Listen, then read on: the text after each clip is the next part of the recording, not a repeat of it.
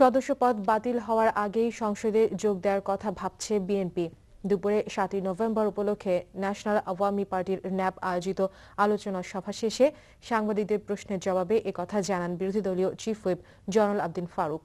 এ সময় তিনি জানান, সরকার 8 দফা দাবি মেনে নিলেই বিরোধী দল স্থায়ীভাবে সংসদে যোগ দেবে।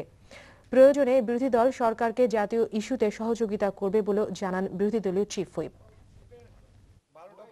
আমরা যে একবারে 90 দিনের মধ্যে সংসদে যাব না, এটার গ্যারান্টি কি আমরা দিয়েছি যে আমরা যাচ্ছি না?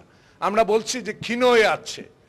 এই সংসদে দাঁড়িয়ে আজকে বেগম খালেদা জিয়াকে তাপসের বোমা হামলার উপরে একজন প্রেসিডিয়াম সদস্য কথা বলেছেন, একজন নিরপেক্ষ ডিপটি স্পিকার আমাদের শহীদ রাষ্ট্রপতি জিয়াউর রহমানকে বঙ্গবন্ধুর খুনি বলে আখ্যায়িত করেছেন। তাহলে এই সংসদ কোথায় নিরপেক্ষ? ডিপটি